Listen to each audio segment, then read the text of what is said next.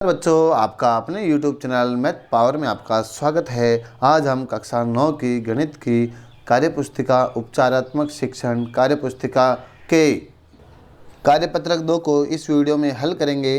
तो देखिए, इसमें भी संख्या पत्ती है, दिगम बिंदु क्या है, विभाज्यता के नियम, जिसमें कौन कौन से 2 का, 3 का, 5 का, 10 व 11 के नियमों को आपको इस वीडियो में हल करना है और समझना है।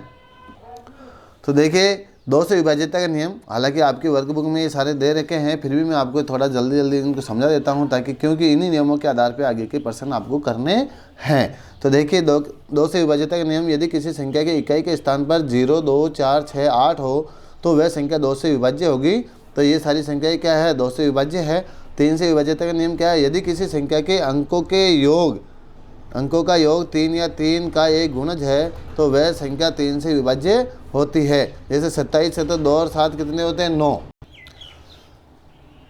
2 और 7 9 हो रहे हैं, 9 में 3 का भाग जाता है तो पूरी संख्या में भी 3 का जाएगा। जैसे 489 है कि अंकों का योग क्या है, 4 प्लस 8 प्लस 9, इनको जोड़ते तो कितने होते हैं, 9 और 8 17, 17 और 4 21, 21 में 3 का भाग जा रहा है। इसका मतलब 489 में भी 3 का पूरा भाग जाएगा।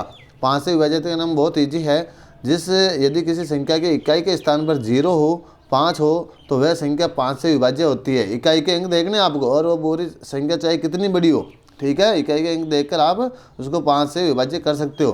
फिर देखिए, 10 से विभाज्यता का नियम, यदि किसी संख्या के इकाई के स्थान पर केवल 0 हो तो वह संख्या 10 से विभाज्य होती है, संख्या चाहे कितनी बड़ी हो। 11 से थोड़ा बड़ा है। 11 से विभाज्यता, यदि किसी संख्या की 11 से विभाज्यता की जांच के लिए दाएं से विषम स्थानों के अंकों का योग, दाएं से यानी कि जो भी संख्या दे रखी है, जैसे यहाँ दे रखी है तो इधर से आपको इन संख्याओं को जोड़ना है।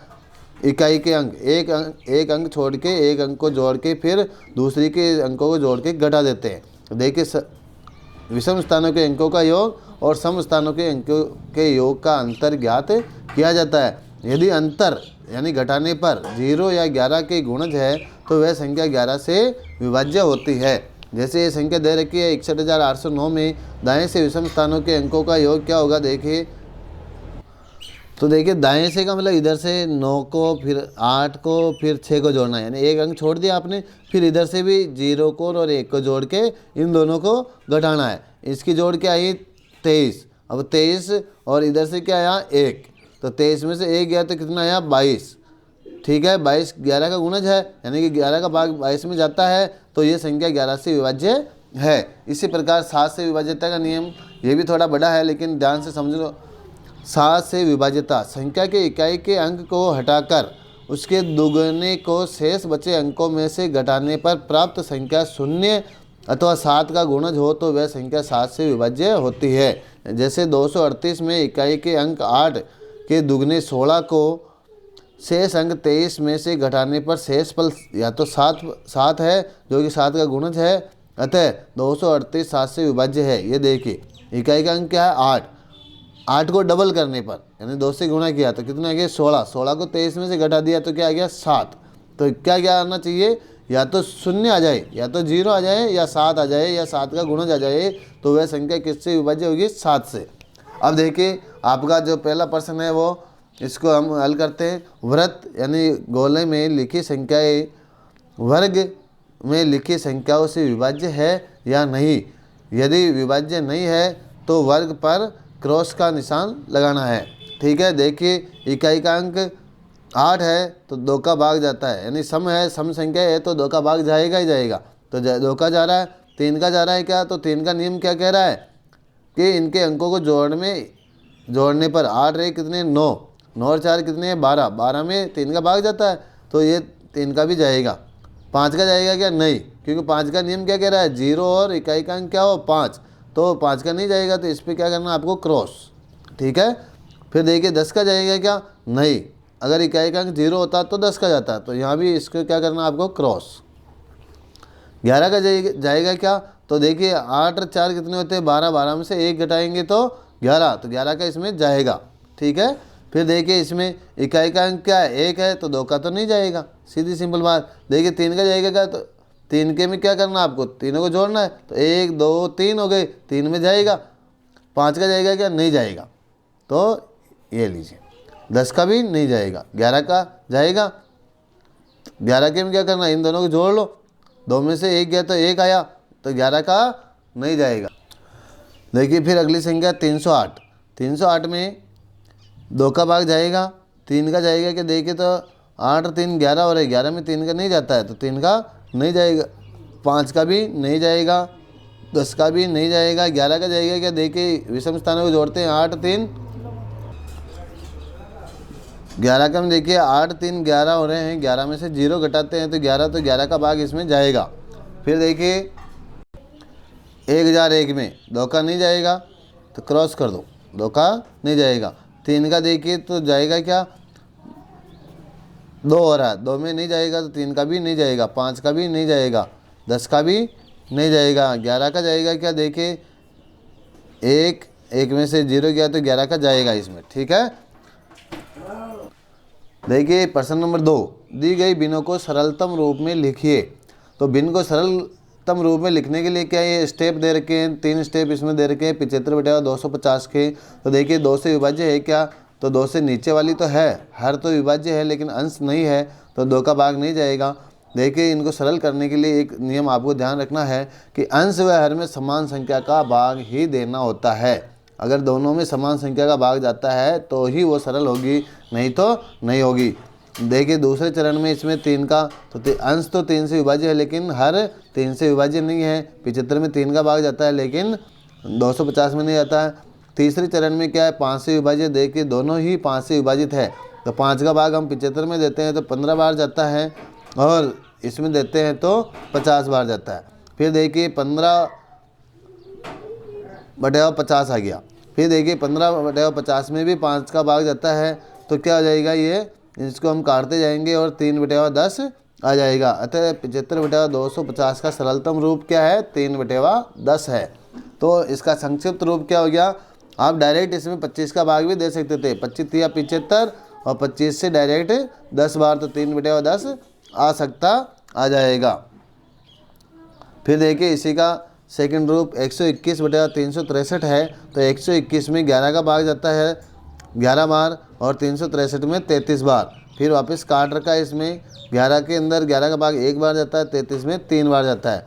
तो 121/363 का सरलतम रूप क्या है, 1/3। फिर देखिए इसी में तीसरा 24/100। तो 24 और 100 में 2 का भाग जाता है तो 2 का भाग देंगे तो 12/50 आ जाएगा।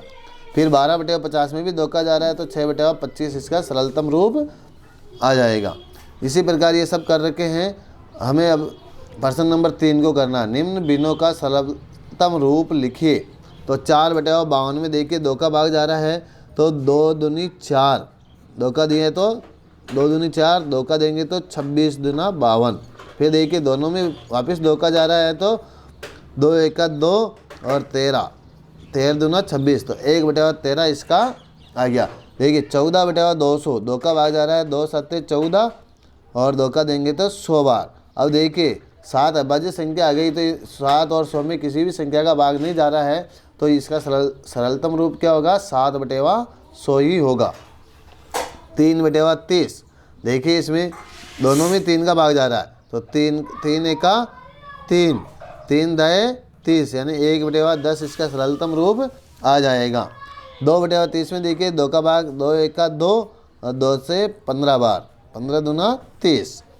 फिर देखिए 115 और 180 में 5 का भाग जा रहा है, किसका जा रहा है, तो 5 का दे दीजिए आप, 5 दूनी 10, फिर 5 3 15, 5 का देंगे तो 5 3 तो 15, फिर बच गए 30 तो 5 6 30, 23/36 क्या आएगा, 23/36 इसका सरलतम रूप होगा। फिर देखिए 135/200 में 5 का भाग जा रहा है तो 5 दूनी तो 10, 3 5 7 35, फिर 5 का देंगे तो 5 चौक 20 तो 27/40 क्या आएगा, 27/40। इस प्रकार आपको सरलतम भिन्न के रूप में बदलना है। फिर देखिए प्रश्न नंबर 4। अब ये क्या कह रहा है, दी गई भिन्नों के अंश व हर दोनों ही किन संख्याओं से विभाज्य है, यानी विभाज्यता के नियमों को आपको ध्यान में रखते हुए यहाँ हाँ और नहीं लिखना है। इसमें पहला उदाहरण करके बता रखा है 15/75 में 2 से 2 का भाग जाता है क्या, तो नहीं जाता है, दोनों में नहीं जाता है। 3 का जाता है क्या, जो हाँ जाता है। 5 का जाता है, हाँ जाता है। 10 का जाता है क्या, नहीं जाता है। 11 का जाता है क्या, नहीं जाता है। अब देखिए 2 का भाग अंश और दोनों में जाना चाहिए, तो इसमें जा रहा है। देखिए 2 का भाग 2 छक्के 12, 2 का 12 दूना 24, तो जाता है। तो यहाँ आपको केवल हाँ लिखना है। क्या लिखना है, हाँ। 3 का जाता है कि 3 चौक 12, 3/24, तो इसका 3 का भी जाता है, तो यहाँ आपको क्या लिखना है, हाँ। 5 का जाता है क्या, जो नहीं जाता है, क्योंकि 5 का भाग किस में जाएगा, जिसका इकाई का अंक 0 हो या 5 हो तो ही जाता है। तो यहाँ आपको लिखना है नहीं। वाचकता के नियम को आपको ध्यान में रखना है। 10 का जाता है तो नहीं जाता है, क्योंकि 10 का भाग किस में जाएगा, जिसका इकाई का अंक क्या हो, 0। 11 का जाता है क्या, तो देखिए 11 का दोनों में नहीं जाता है, तो यहाँ आपको लिखना है नहीं। अब देखिए 100/120 में 2 का जाता है, बिल्कुल जाता है, क्योंकि इकाई का अंक क्या है, 0 है, तो यहाँ आपको लिखना है हाँ। 3 का जाता है क्या, देखिए 100 में 3 का पूरा भाग नहीं जाता है, तो आपको लिखना है नहीं। 5 का जाता है क्या, देखिए इकाई का अंक 0 और 5 है, तो जाता है, तो हाँ। 10 का जाता है, बिल्कुल जाता है, हाँ। 11 का जाता है क्या, जो कि नहीं। फिर देखिए 704 में 2 का जाएगा, तो हाँ। अब देखिए 3 का जाता है कि, तो इकाई के अंकों को जोड़ लो। 7 4 कितने होते हैं, 11। 11 में 3 का भाग जाता है कि नहीं जाता है। 3 8 कितने होते हैं, 11। 11 में नहीं जाता है, तो यहाँ नहीं। 5 का जाता है क्या, नहीं। 10 का जाता है क्या, नहीं।